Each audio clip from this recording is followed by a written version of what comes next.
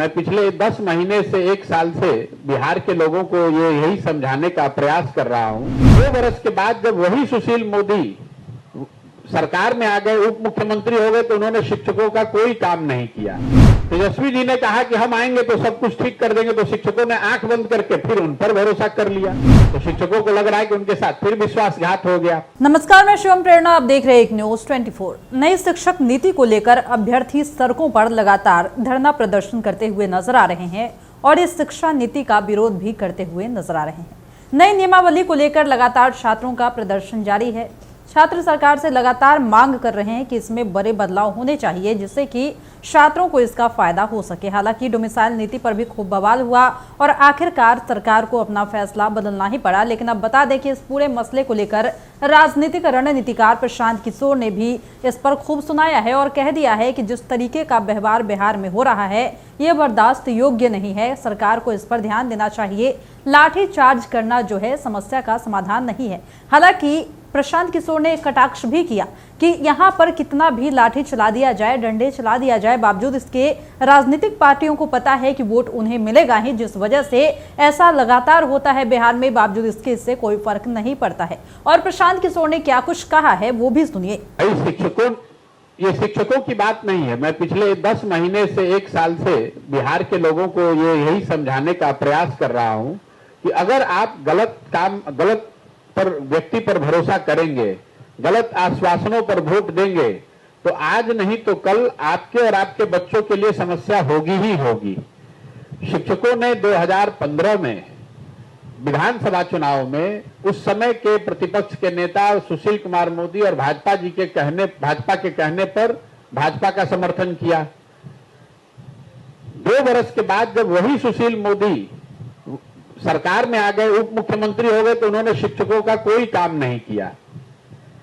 फिर शिक्षक तेजस्वी यादव के साथ आरजेडी की बात हो गई, क्योंकि वो लोग विपक्ष में थे 2020 के चुनाव में। तेजस्वी जी ने कहा कि हम आएंगे तो सब कुछ ठीक कर देंगे, तो शिक्षकों ने आंख बंद करके फिर उन पर भरोसा कर लिया। अब जब आज तेजस्वी यादव उप मुख्यमंत्री हैं, उन्हीं के दल के लोग शिक्षा मंत्री हैं, तो शिक्षकों को लग रहा है कि उनके साथ फिर विश्वासघात हो गया। भाई, इस तरह से जो भी यहाँ पर बिहार में विपक्ष में है, बिना सोचे समझे आप किसी का हाथ दामन पकड़ लीजिएगा तो आपके साथ तो यही होगा। और शिक्षकों के साथ मारपीट होना, अभ्यर्थियों के साथ मारपीट होना गलत है, बिल्कुल गलत है। भाई, बिहार में रोजगार के लिए लोग मारे मारे फिर रहे हैं। यहाँ आपने डोमिसाइल की नीति बदल दी, तो यहाँ बिहार के लड़के बाहर जाकर दूसरे जगह मजदूरी करेंगे और दूसरे राज्य के लोग आकर बिहार में शिक्षक बनेंगे। इससे ज्यादा जाति या अन्याय बिहार के बच्चों के साथ क्या हो सकता है? लेकिन ये तो सिर्फ प्रभाव है उस निर्णय का या उस निर्णय प्रक्रिया का जिसके हम सब भागीदार हैं। हम और आप अपना भविष्य, अपने बच्चों का भविष्य न देखकर जाति के आधार पर, धर्म के आधार पर, भारत पाकिस्तान पुलवामा के आधार पर भाजपा को हराने के लिए आरजेडी को हराने के लिए भाजपा को जब वोट करते हैं, तब तो ये सोचते नहीं है। जिसने जो कहा उसकी बात पर भरोसा करके उसको वोट कर दिया, उसी का परिणाम है।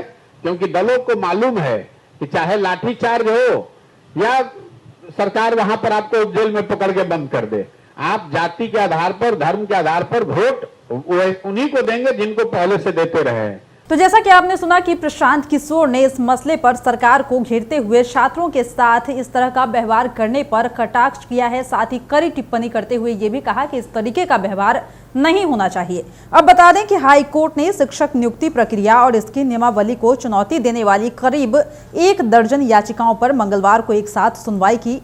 वहीं हाईकोर्ट ने अगली सुनवाई की तिथि 22 अगस्त तय की है। बिहार में शिक्षक बहाली प्रक्रिया में 1,70,461 नियुक्तियां बीपीएससी के जरिए होनी है।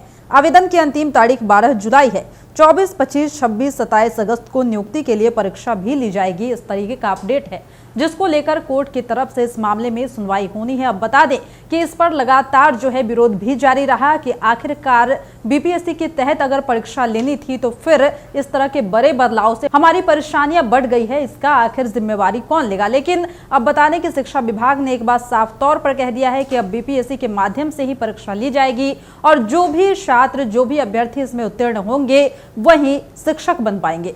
फिलहाल इस वक्त की खबर में इतना ही। और भी ऐसे ही तमाम वीडियो अपडेट्स के लिए बने रहिए हमारे साथ और देखते रहिए हमारा चैनल एक न्यूज़ 24। हमारे चैनल को लाइक कीजिए, सब्सक्राइब कीजिए, कमेंट कीजिए। हमारे वीडियोज पसंद आते हैं तो शेयर जरूर कीजिए। धन्यवाद।